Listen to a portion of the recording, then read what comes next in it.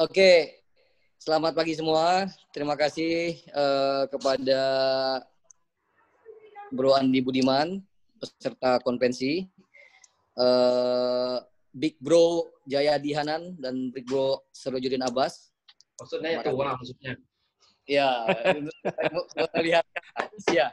Kemudian juga ada Bro William, Ketua PSI Surabaya. Tanpa memperpanjang mukadimah, saya persilakan Bro Andi sebagai bakal calon Wali Kota Surabaya untuk memulai presentasi. Ada waktu 10 menit untuk maksimum ya 10 menit untuk presentasi. Selanjutnya nanti panelis Bang Jayadi Hanan dan Bang Sirojudin Abbas akan mengeksplor presentasi Bro Andi Budiman. Silakan dimulai dari sekarang 10 menit. Terima kasih, selamat pagi. Assalamualaikum kepada para juri, Sekjen dan juga Ketua Fraksi PSI Surabaya. Saya berterima kasih diberi kesempatan. Saya tahu ini masa yang berat, sulit bagi kita semua. Semua orang sedang bicara tentang corona, tapi saya ingin mencoba menyampaikan apa yang menjadi cita-cita saya, visi saya, kalau kelak diizinkan atau diberi mandat untuk memimpin Surabaya menjadi wali kota Surabaya. Tagline saya adalah alternatif Surabaya. Pertanyaannya adalah kenapa alternatif?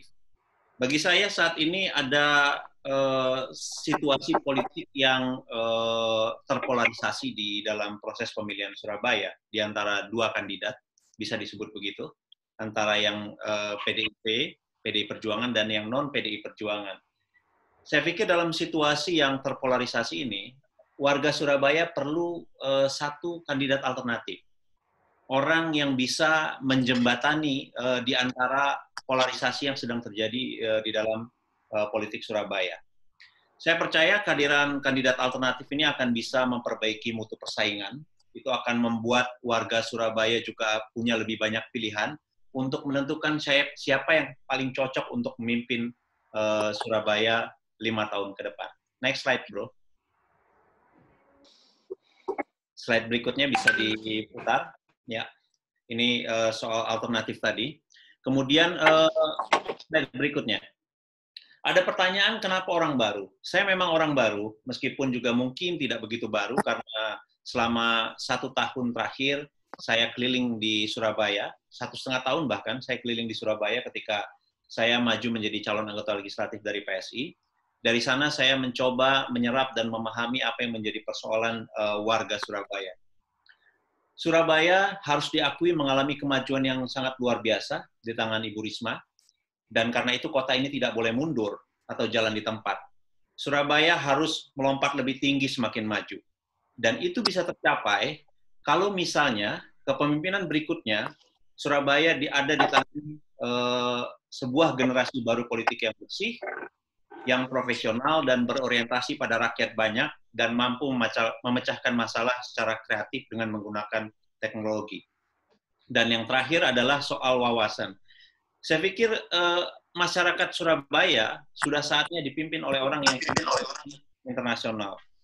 Kenapa? Saya pikir ini isu yang penting, karena Surabaya harus menjadi benchmark kota modern di Indonesia, dan karena itu visi orang atau kandidat yang punya pengalaman secara internasional menjadi sesuatu yang sangat penting dalam konteks ini. Saya punya latar belakang sebagai jurnalis, puluhan tahun bekerja di media nasional, dan terakhir saya sekitar 4 tahun bekerja sebagai jurnalis dan juga editor di Deutsche Welle, satu lembaga pemberitaan milik Jerman. Dan dari pengalaman sebagai wartawan di Jerman dan juga berkeliling ke kota-kota di Eropa, saya pikir itu membawa satu pemahaman baru mengenai bagaimana satu kota modern dikelola. Dan ini adalah satu poin penting saya pikir yang harus dimiliki Surabaya. Kemudian selain itu juga Indonesia, Surabaya dalam konteks ini bukan hanya penting bagi Surabaya itu sendiri. Bagi saya Surabaya ini memenuhi 2 kriteria. Yang pertama miniatur dan juga imajinasi tentang Indonesia. Miniatur tentang Indonesia karena kalau dilihat secara demografi, populasi warga Surabaya ini mencerminkan keragaman etnis dan juga agama yang ada di Indonesia. Itu yang pertama. Kemudian mengenai imajinasi, saya pikir Surabaya bisa menjadi contoh atau menjadi satu mistar ukur bagi kota-kota di Indonesia. Bagaimana sebuah kota modern akan ditata, dan ini sudah mulai muncul sebetulnya sejak di tangan Ibu Risma. Dan kemudian juga hal paling penting, Surabaya merupakan satu kota di mana warga masyarakatnya, terutama yang berpenduduk Muslim atau maaf, yang beragama Islam, mengekspresikan bentuk keislaman yang moderat, bentuk keislaman yang saya pikir ini yang paling kompatibel, yang paling cocok dengan Indonesia saat ini. Dan karena itu atas dasar berbagai kriteria tadi, berbagai syarat-syarat tadi, saya pikir Surabaya sudah mampu untuk menjadi satu kota yang akan menjadi benchmark bagi Indonesia, dan kemudian juga harus melompat lebih tinggi menjadi satu kota internasional. Slide berikutnya, silakan. Nah, kemudian apa yang akan saya tawarkan untuk memastikan Surabaya semakin maju? Surabaya di tangan Ibu Risma, sekali lagi saya sangat mengapresiasi kepemimpinan Ibu Risma, sangat baik, membuat Surabaya menjadi kota yang demikian bersih, tertib, teratur, kemudian modern. Tapi 4 menit lagi, Bro Andi. Saya ingin memastikan bahwa kota ini akan semakin maju dalam 5 tahun ke depan. Saya ingin menawarkan 5 program. Pertama adalah penyediaan transportasi publik. Ini adalah isu yang sangat penting karena transportasi publik adalah tulang punggung di semua kota modern di dunia. Dan sayangnya sampai saat ini Surabaya tidak memiliki sistem transportasi publik yang memadai.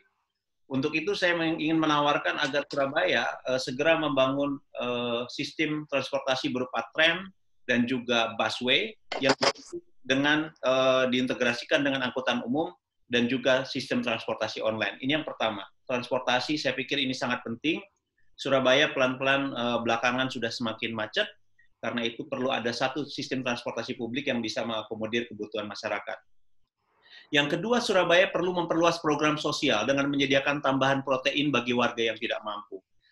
Setiap bulan saya ingin ada pembagian protein dalam bentuk telur, daging ayam, dan juga daging sapi untuk meningkatkan kualitas makanan terutama bagi masyarakat miskin. Kita tahu bahwa anak-anak itu akan tumbuh sehat dan cerdas kalau misalnya mereka didukung karena kebutuhan protein mereka terpenuhi. Dalam jangka panjang, program ini akan menekan biaya BPJS, yang artinya akan meringankan beban anggaran negara dan meningkatkan produktivitas tenaga kerja. Saat ini jumlah warga miskin di Surabaya ada sekitar 130.000 jiwa atau sekitar 33.000 kepala keluarga. Saya ingin membuat program protein Rp200.000 per kepala keluarga per bulan, yang terdiri dari satu paket yang berisi 1 ekor ayam, 1 kilogram daging, dan 3 kilogram telur. Saya pikir ini akan bisa sangat membantu warga yang miskin untuk bisa meningkatkan kualitas gizi mereka. Jadi ini menjadi satu perhatian yang penting, saya pikir, penyediaan protein bagi warga miskin. Kemudian dalam bidang pendidikan, saya ingin mendorong digitalisasi dengan cara yang bertahap atau secara bertahap selama 5 tahun ke depan. Saya ingin mengganti buku konvensional dengan tablet, menyediakan tablet untuk pelajar SD dan SMP, karena di sekolah menengah umum di Surabaya saat ini sudah ditangani oleh pemerintah Provinsi Jawa Timur. Dengan demikian, tablet ini akan menekan pembelian buku yang selama ini cukup membebani buat orang tua murid.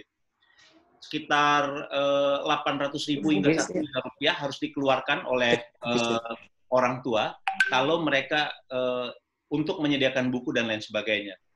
Saya ingin mengganti pelan-pelan buku tersebut dengan tablet atau sabak. Yang pertama supaya untuk menekan pembelian buku, yang kemudian yang kedua itu untuk menerapkan standarisasi pendidikan supaya masyarakat, guru, masyarakat, kemudian juga orang tua juga bisa langsung mengontrol materi apa yang dipelajari anaknya melalui sistem online tersebut. Ini adalah sesuatu yang sangat mungkin dilakukan. Di Surabaya saat ini ada sekitar 60.000,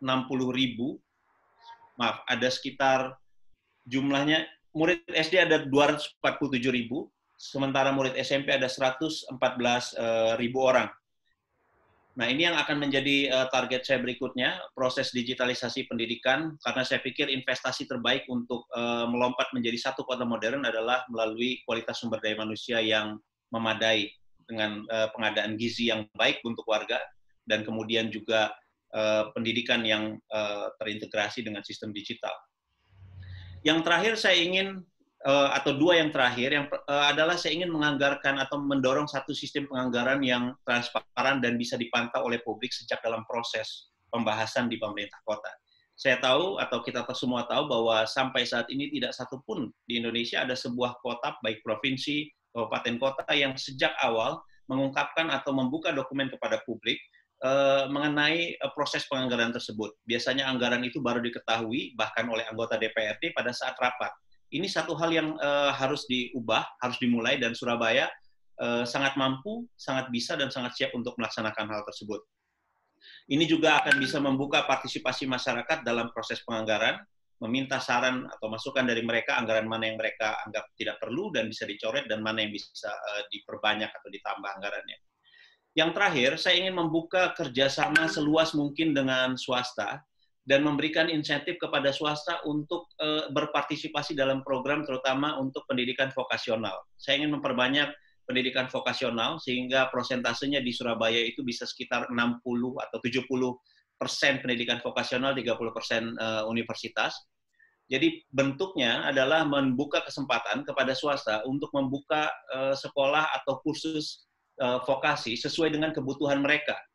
Jadi misalnya ada satu industri, katakanlah dia sedang membutuhkan programmer, katakanlah begitu, kemudian dia membuka kursus programming sesuai dengan kebutuhan mereka dalam satu paket, misalnya 3 bulan untuk 100 orang, kemudian mereka membuat perhitungan atau kalkulasi yang kemudian itu nanti akan bisa dikonversi dalam bentuk pemotongan pajak bagi perusahaan, insentif.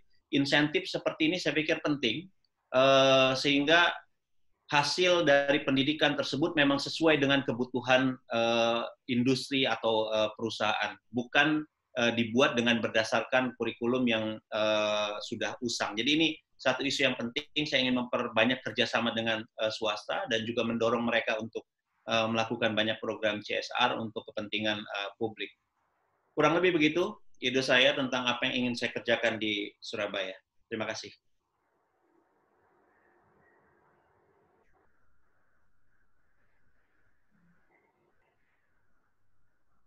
Maaf, saya tidak mendengar suara Sekjen.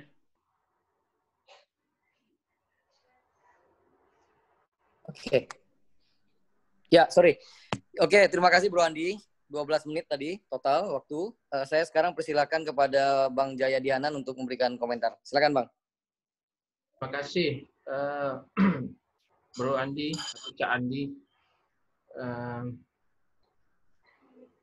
Selamat sudah berani mau nyalon wali kota. Terima kasih. Ada beberapa pertanyaan, tapi satu-satu aja. Yang pertama, pengalaman internasional apa yang perlu dibawa ke Surabaya itu? Kemudian bagaimana cara Cak Andi membawanya nanti ke Surabaya? Gitu.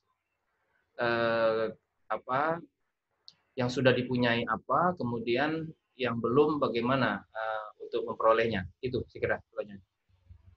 Yang pertama, pelajaran yang saya dapat dari pengalaman internasional adalah bagaimana satu kota modern itu biasanya punya tulang punggung sistem transportasi publik yang baik dan juga sistem perumahan bagi warga masyarakat, sehingga misalnya itu memudahkan para pekerja, tidak menimbulkan bottleneck di kota, misalnya orang dari luar kota berebut untuk masuk ke dalam kota dan lain sebagainya. Dalam konteks Surabaya misalnya, saya ingin memperbanyak sistem transportasi publik tadi, mengintegrasikan antara yang tram, busway, dan juga angkutan umum, serta transportasi online. Ini yang saya lihat juga terjadi di banyak negara di dunia, negara-negara maju. Ini semua terintegrasi dengan baik. Dan kemudian yang kedua adalah bagaimana menyediakan perumahan bagi para pekerja. Ini satu isu yang berikutnya mungkin harus kita angkat, perumahan bagi para pekerja. Banyak warga atau para pekerja di Surabaya itu tinggal di luar kota, di Sidoarjo. Saya pikir dalam waktu di masa yang akan datang, kita perlu memikirkan bagaimana mengakomodir agar mereka ini tinggal tidak terlalu jauh dari kota Surabaya, dengan misalnya menambah sistem perumahan yang bisa terjangkau oleh mereka, karena kita tahu kota Surabaya sebagaimana kota-kota lain di Indonesia itu harga tanah sangat mahal, tapi dengan sistem subsidi saya pikir masih sangat mungkin. Kemudian juga menaikkan batas bangunan, jadi tidak lagi terlalu ketat untuk orang untuk menaikkan bangunan mereka, bisa 4-5 lantai yang kemudian bisa dimanfaatkan oleh keluarga lain untuk tinggal di sana, disewa dan lain sebagainya. Saya pikir itu yang paling utama pengalaman yang saya lihat di kota-kota modern di dunia, selain tentu saja di kota-kota di Jerman misalnya, yang paling terlihat itu adalah bagaimana hukum itu ditegakkan. Ini adalah satu hal yang sangat penting, institusionalisasi salah satu institusi yang sangat penting untuk menegakkan kemajuan atau menjadi syarat kemajuan kota, ya ini penegakan hukum. Karena kita tahu atas dasar itulah sikap warga masyarakat akan bisa terbangun dengan baik, ketertiban, kemudian kepatuhan pada hukum dan lain sebagainya. Jadi saya pikir ini pengalaman-pengalaman seperti ini yang ingin saya bawa, ingin saya kembangkan di Surabaya. Yang kedua, masih saya, Bro Jen? Ya, lanjut Kak. Lanjut. Ya. Yang kedua, Cak Andi ini kan pernah nyalon DPR Pusat dari wilayah Surabaya. Ada dua pertanyaan saya. Yang pertama, apa yang kurang dari pengalaman politik calon itu sehingga Anda tidak memperoleh suara yang cukup itu untuk menjadi anggota DPR, selain persoalan parliamentary threshold ya. Yang kedua, apa yang akan pendekatan politik apa yang akan diperbaiki supaya hal yang membuat Anda tidak memiliki dukungan cukup itu bisa diatasi nanti ketika maju sebagai calon wali kota. Nah, yang terakhir terkait dengan ini adalah PSI kan tidak bisa nyalon sendiri gitu. Kalau nanti dicalonkan dari PSI akan berkoalisi dengan partai mana dan bagaimana cara memperolehnya. Kita tahu kan calon independen itu tidak relevan. Tapi saya pertanyaannya adalah dukungan politik dari partai mana yang diajak. Terima kasih. Oke, terima kasih Kak Jaya. Yang pertama, saya ingin menjelaskan dulu pada saat saya maju menjadi caleg untuk Jatim 1, Surabaya dan Sidoarjo, saya memperoleh suara yang cukup signifikan ketika itu. Bahkan punya chance sebetulnya untuk lolos ke Senayan kalau misalnya tidak ada parliamentary threshold. Jadi pertama saya pikir itu modal yang cukup lumayan untuk seorang baru seperti saya yang turun ke Surabaya. Yang perlu saya lakukan berikutnya untuk meningkatkan atau menebalkan suara tersebut adalah bagaimana menawarkan program-program yang memang dibutuhkan oleh masyarakat Surabaya. Yang pertama tadi bisa, atau yang kedua ini bisa tercapai karena saya pikir masyarakat Surabaya setelah dipimpin oleh Ibu Risma, mereka pasti ingin punya ekspektasi yang lebih tinggi tentang siapa yang akan menggantikan Ibu Risma. Karena bagaimanapun kepemimpinan Bu Risma ini sangat baik. Saya yakin dengan modal yang saya punya, saya akan bisa menjadi satu alternatif baru bagi masyarakat Surabaya yang memang pasti ingin kotanya melompat lebih tinggi. Surabaya nggak boleh mentok, nggak boleh mandek seperti sekarang, jalan tempat apalagi mundur. Dan pilihan untuk melompat lebih tinggi itu hanya bisa dilakukan kalau misalnya kandidat yang muncul itu adalah kandidat satu wajah baru yang bisa memberikan alternatif kepada warga Surabaya. Dan saya pikir itu yang ingin saya tawarkan, dan dengan modal itu saya pikir orang akan bisa memberikan dukungan kepada saya. Terkait mengenai dukungan partai, sepenuhnya saya akan serahkan kepada Dewan Pimpinan Pusat PSI, bukan dengan siapa PSI akan berkoalisi, karena saya percaya bahwa partai akan bisa menentukan pilihan terbaik yang sesuai dengan ideologi, visi, dan misi partai, menentukan kawan koalisi ini, Kak. Lanjut, Kak. Satu lagi, terakhir. Lanjut. Cak Andi, ini terakhir. Apa kelemahan utama Bu Risma sebagai wali kota Surabaya yang bisa Anda perbaiki kalau Cak Andi nanti memimpin Surabaya? Yang pertama, sistem transportasi publik.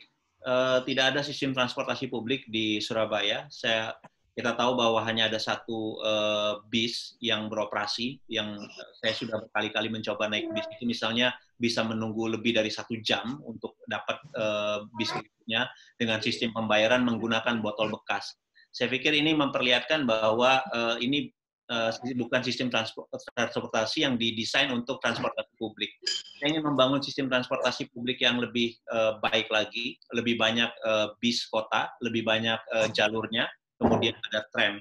Ini yang mungkin tidak sempat dilakukan oleh Bu Risma karena mungkin fokus Bu Risma membangun Surabaya untuk hal-hal lainnya. Kemudian yang kedua adalah sistem drainase. Kita tahu Surabaya kalau misalnya hujan sebentar saja itu langsung ada genangan air, ada banyak genangan air.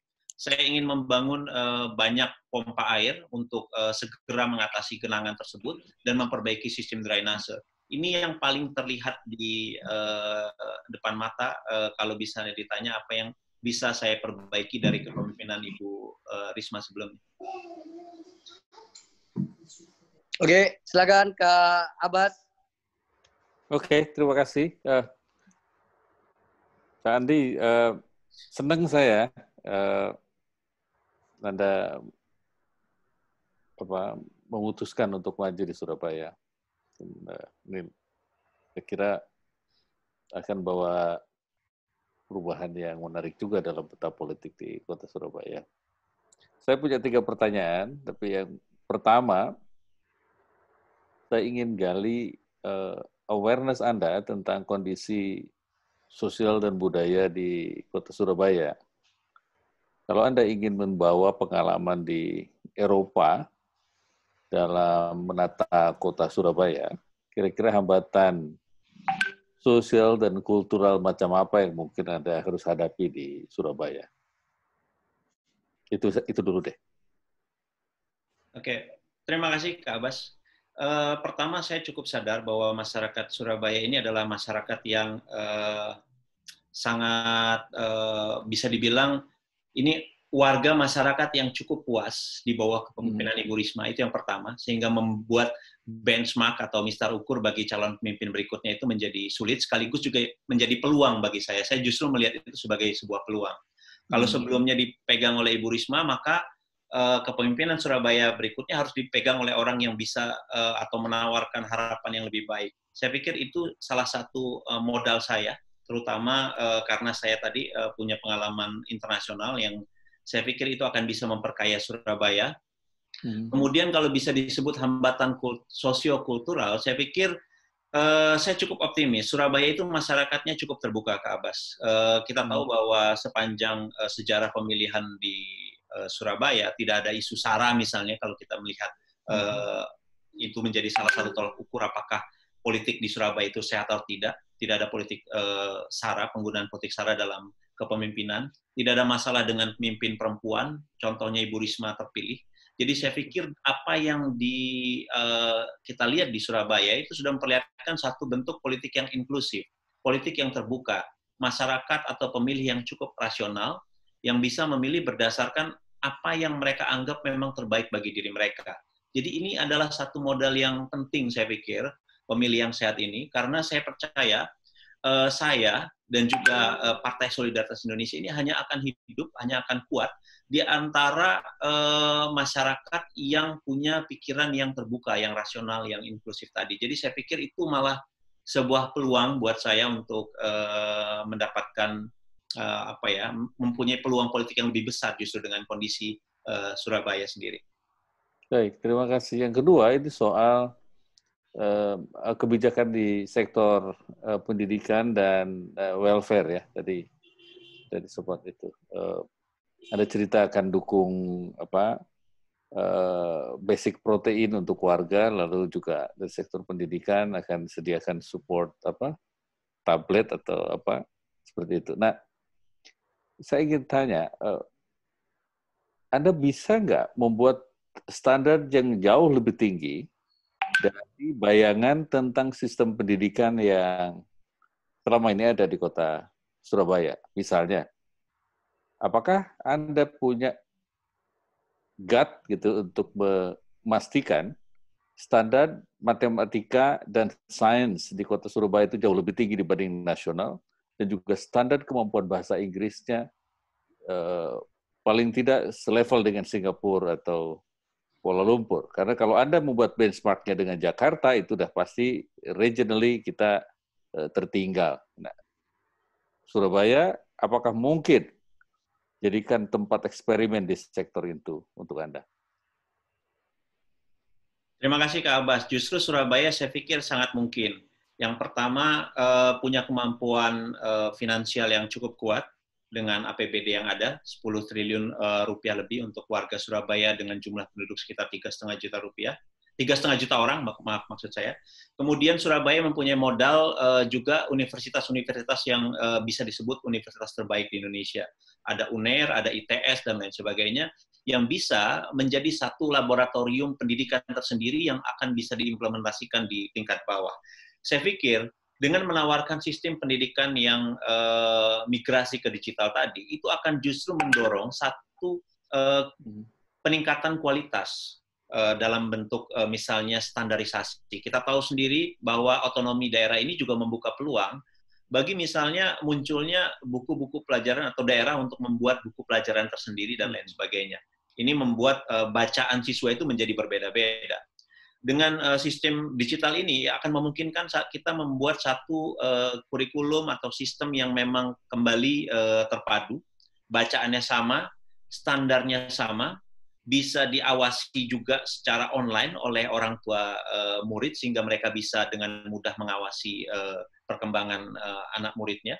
Dan mengenai peningkatan standar, saya pikir itu bisa dilakukan kalau misalnya standarnya yang ada di dalam sistem pendidikan digital juga ditingkatkan, Kak Abbas, misalnya standar matematikanya, standar bahasa Inggrisnya, dan lain sebagainya. Saya pikir ini kemampuan yang akan atau salah satu dasar yang paling mungkin untuk memberikan lompatan bagi sistem pendidikan kita dengan menggunakan platform digital ini dibandingkan dengan menggunakan platform konvensional. Dan kita tahu sendiri bahwa selama ini pengadaan buku, kemudian kurikulum, dan lain sebagainya juga menjadi salah satu banyak dalam beberapa kasus menjadi ajang korupsi juga. Jadi dua hal kita lakukan dengan sistem digital ini. Yang pertama, kita memangkas korupsi dalam pengadaan buku kurikulum, dan yang kedua, kita akan kembali bisa mengukur atau menaikkan standar kurikulum kita sesuai dengan keinginan, dan juga yang ketiga tadi dengan melibatkan universitas terbaik yang ada di Surabaya untuk membantu mengupgrade kualitas pendidikan di tingkat SD maupun sekolah menengah pertama di Surabaya. Oke, terima kasih. Yang terakhir, di Surabaya ini sudah lama didominasi PDIP dan PKB, terutama PDIP yang sudah cukup lama berkuasa di situ. Kira-kira apa yang bisa Anda lakukan untuk membuat pemilih PDIP percaya ke Anda dan mau mendukung Anda di pemilihan wali kota nanti? Bagi saya, PDI Perjuangan adalah kawan satu perahu di dalam perjuangan kelompok nasionalis moderat di Indonesia. Jadi tidak ada masalah secara politik. Partai juga punya hubungan yang cukup baik dengan PDI Perjuangan. Jadi saya pikir hambatan-hambatan tadi tidak akan menjadi sesuatu yang signifikan. Apalagi warna kita sama, yakni warna kelompok nasionalis moderat tadi. Jadi saya pikir ini bisa menjadi jembatan bagi atau bisa menjadi salah satu alternatif bagi kelompok nasionalis moderat di Surabaya gitu. Jadi apa yang akan saya tawarkan ini mungkin kalau bisa dibilang apa yang membedakan dengan partai-partai lainnya adalah saya ingin menawarkan satu kepemimpinan yang teknokratik, satu kepemimpinan yang bersih, kepemimpinan yang baru yang bisa membuat Surabaya melompat lebih tinggi. Dan saya siap bekerja sama dengan partai manapun sesuai asal mereka sesuai dengan ideologi dan platform partai, dengan platform partai PSI tentunya dalam hal ini untuk memajukan Surabaya. Baik, terima kasih. Cukup. Terima kasih. Terima kasih. Mas Jai, ada pertanyaan? Ya. Ada follow-up question. Masih ada waktu kan? Sedikit aja. Enggak, masih. Cak Andi, tadi soal pendidikan itu menarik ya, yang ditanyakan oleh Mas Abbas. Tapi begini, kewenangan pemerintah kota itu kan terbatas sekali di bidang pendidikan. Misalnya universitas dan perguruan tinggi itu kan ada kewenangannya ada di pusat. Gitu. SMA, sekolah menengah atas itu kewenangannya ada di pemerintah provinsi. Jadi yang cukup besar kewenangannya dimiliki oleh daerah seperti kota atau kabupaten itu kan SMP dan SD. Jadi itu kewenangan. Nah, kalau Anda ingin membangun hubungan yang kuat dengan universitas misalnya untuk menjadi laboratorium untuk menjadikan Surabaya sebagai salah satu pusat center of excellence dari segi pendidikan di Indonesia yang bisa bersaing dengan negara lain secara regional, itu kira-kira hambatan apa yang akan Anda hadapi, model program apa yang akan Anda bisa buat? Terima kasih. Pertama, model programnya saya akan menyiapkan guru itu untuk menjadi katakanlah semacam pendamping bagi siswa di dalam program belajar digital. Kita tahu bahwa di dalam sistem pelajaran digital, semua modul itu sudah sudah distandarisasi ke dalam satu sistem pelajaran online tadi, dan fungsi guru adalah mendampingi siswa untuk memahami materi atau kurikulum yang tersedia secara online tadi. Jadi secara prinsip guru itu harus dibimbing untuk atau didorong untuk menjadi pembimbing para pelajar SD dan SMP untuk mereka memahami materi atau kurikulum yang ada di pelajaran online tadi. Saya pikir SD dan SMP ini adalah salah satu dasar yang paling penting, satu level paling penting untuk perkembangan manusia, untuk perkembangan siswa. Jadi meskipun kewenangan pemerintah kota dalam hal ini hanya untuk sampai tingkat SMP paling tinggi, yakni SD dan SMP, saya pikir ini akan cukup bisa baik juga, akan bisa mendorong lahirnya satu generasi yang berkualitas juga. Dan terkait dengan bagaimana pelibatan universitas, saya pikir kampus akan saya libatkan untuk mengupgrade kemampuan para guru tadi. Ini salah satu isu yang selama ini banyak tidak tersentuh di dalam dunia pendidikan kita, dalam upaya untuk mengupgrade kemampuan para guru kita agar bisa juga sesuai dengan kurikulum yang ingin kita tingkatkan tadi. Jadi saya ingin ada proses saling belajar, universitas membantu mendesain kurikulum yang terbaik, kemudian juga menurunkan pengajar-pengajar terbaik mereka untuk membimbing dan mengawasi para guru SD dan SMP untuk dalam mengawal atau katakanlah dalam menemani siswa di dalam sistem pelajaran yang berbasis online tadi. Kurang lebih begitu. Kak Abbas masih ada? Ya, satu kalau boleh. Ini terakhir aja Bro Adi. Ini soal kerjasama dengan swasta. Kita tahu di beberapa tempat itu, misalnya di Kendal, ini Singapura misalnya, punya program kerjasama dengan pemerintah kota Kendal untuk menyiapkan tenaga sesuai dengan kebutuhan industri di sana. Lalu di Kudus juga ada seperti itu ya untuk tenaga programming. Di Surabaya, kira-kira, di apa yang Anda lihat, seperti apa sebetulnya kebutuhan sektor swasta dan terhadap tenaga-tenaga baru itu, dan dari sisi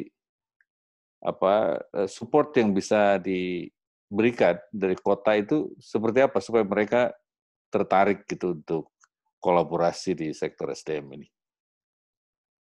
Saya pikir yang bisa dikembangkan di Surabaya adalah pertama membangun sekolah untuk para teknisi otomotif, kemudian teknisi industri perkapalan.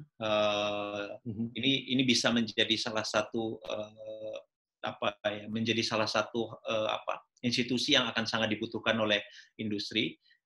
Misalnya kita bisa mengembangkan atau mengajak swasta untuk membangun sekolah untuk menyediakan para teknisi, katakanlah misalnya satu brand mobil tertentu atau satu brand kendaraan tertentu untuk masuk para teknisi bukan hanya di Indonesia, bahkan di Asia Tenggara.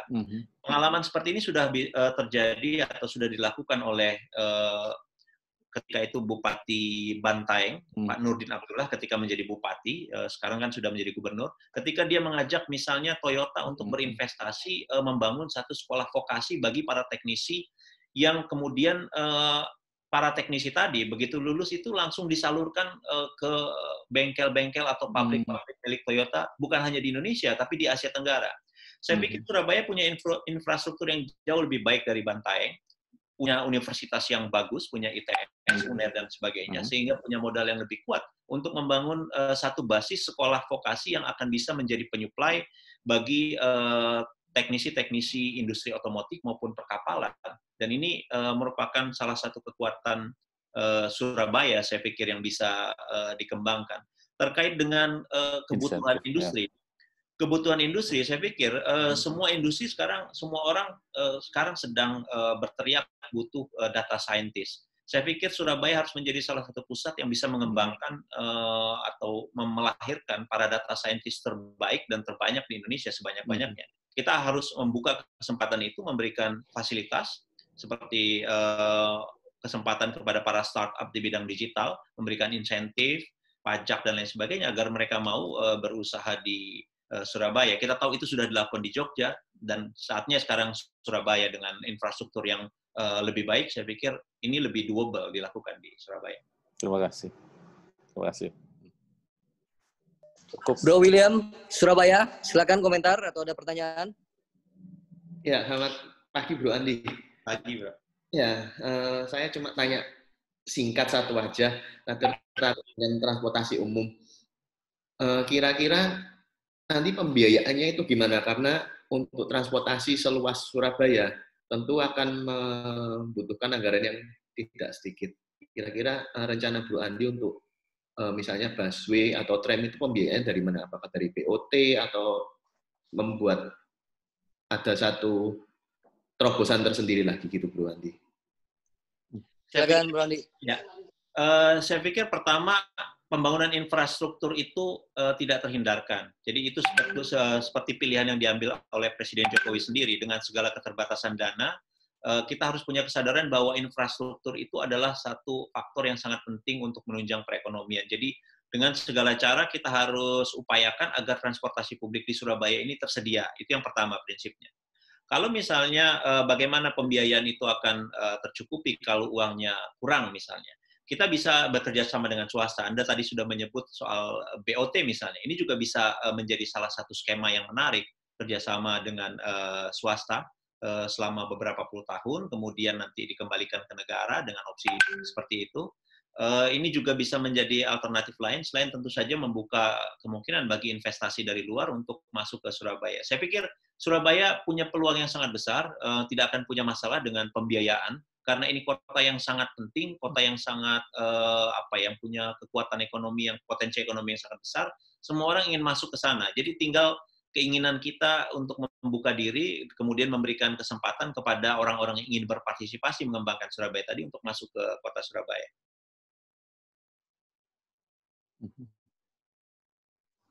Masih ada Bro William? Sudah, Bro Jen, sudah.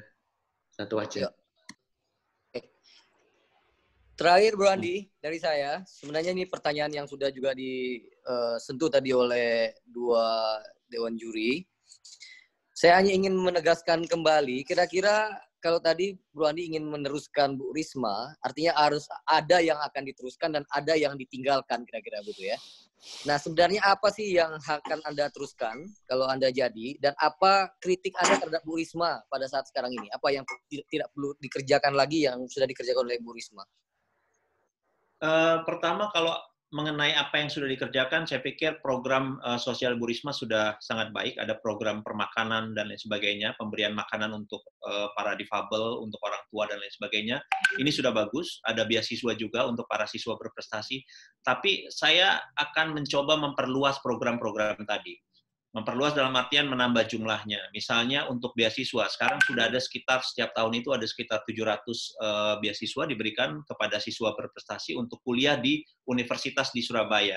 saya akan tambah jumlahnya mungkin khusus untuk beasiswa di bidang vokasional. Jadi supaya jumlahnya bukan hanya 700, tapi misalnya 1.000 pelajar berprestasi bisa sekolah dengan dibiayai oleh pemerintah kota untuk pendidikan vokasional di Surabaya. Itu yang pertama. Jadi saya ingin mempertebal apa yang sudah dilakukan oleh Ibu Risma dalam bidang social welfare tadi, kesejahteraan sosial, dan juga misalnya tadi dengan program protein tadi, Bu, saya ingin ini salah satu upaya untuk komplementer dari apa yang sudah dilakukan oleh Ibu Risma. Nah, kalau misalnya terkait sekali lagi dengan apa yang saya anggap kurang dan harus segera diperbaiki dari Ibu Risma, yang pertama adalah perbaikan sistem transportasi publik tadi, Bro Sekjen. Karena kita tahu di Surabaya itu orang nggak bisa naik angkutan umum, kecuali naik transportasi online. Tidak ada sistem transportasi. Untuk sebuah kota yang begitu penting, ini adalah satu hal yang memang bisa dibilang kelemahan yang sangat elementer, yang saya pikir harus segera diperbaiki. Jadi ini harus sesegera mungkin disediakan sistem transportasi publik tadi. Dan kemudian yang kedua itu adalah terkait dengan soal sistem drainase tadi. Surabaya, hujan sebentar, William pasti sangat tahu tinggal di sana, langsung tergenang karena memang sistem drainasenya masih kurang, harus diperbaiki, dan kemudian jumlah pompa air juga harus diperbanyak agar kota ini tidak punya masalah ketika hujan turun dengan intensitas yang cukup deras. Bu Risma sering dipuji sekaligus dikritik sebagai orang yang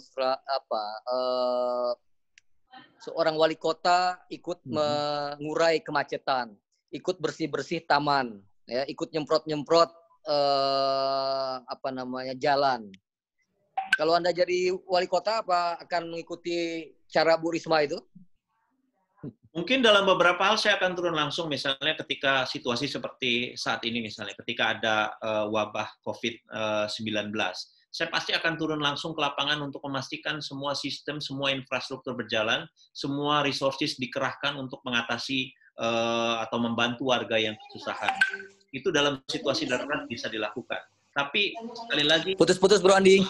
Ya, sekali lagi, kalau dalam situasi seperti sekarang, ketika ada wabah COVID-19, saya pikir turun ke lapangan adalah satu opsi yang tidak bisa ditawar, meskipun tentu harus dilakukan dengan memperhatikan prinsip keselamatan juga. Tapi pada situasi yang normal tentu saja nggak melulu kita harus selalu turun ke lapangan. Ini sekali lagi cuma soal gaya kepemimpinan saja. Mungkin Ibu Risma senang turun ke lapangan langsung. Saya juga senang turun ke lapangan langsung. Tapi tidak semuanya harus dilakukan dengan cara seperti itu, saya pikir. Jadi ada saat-saat ketika memang harus situasinya sangat mendesak, penting turun ke lapangan harus. Untuk mengecek hasil pekerjaan di lapangan, apakah misalnya sistem pembangunan transportasi berjalan, itu harus dicek ke lapangan, itu pasti. Itu juga harus dilakukan. Tapi tidak melulu harus sama. Saya pikir ini soal gaya kepemimpinan saja. Oke, 2 menit dari waktu yang diberikan. Silakan, Bang Jayadi, masih ada 2 menit lagi. Ya, Cak Andi, bolehkah disebut Bu Risma gagal membangun sistem? Saya tidak menyebut Bu Risma gagal membangun sistem, karena pertama sistem transportasi publik memang ini bisa dibilang belum dibangun oleh Bu Risma. Mungkin ada pertimbangan-pertimbangan yang belum sehingga beliau tidak melakukan ini. Tapi secara umum, Ibu Risma sudah membangun institusi kota Surabaya secara institusional cukup baik. Pelayanan birokrasi yang cukup baik, satu atap di sebuah mall di Surabaya, orang bisa mengurus berbagai keperluan. Ini salah satu langkah yang perlu diapresiasi. Program kesejahteraan sosial Bu Risma juga cukup kuat, sehingga ini juga harus kita apresiasi. Bahwa ada hal-hal yang memang belum terpenuhi dan merupakan hal yang sebetulnya esensial dalam kota, dalam pembangunan kota, yaitu transportasi publik, itu yang mungkin memang harus segera diperbaiki, dan kenapa itu menjadi salah satu program utama saya. Oke. Cukup ya semua ya? Cukup, bagus. Oke, terima kasih Bro Andi atas presentasi yang Anda berikan. Nanti Dewan Juri yang akan mempertimbangkan bagaimana hasilnya. Sekali lagi terima kasih. Selamat pagi. Terima kasih semuanya, terima kasih. Jaga kesehatan. Siap, Om. Jaga kesehatan.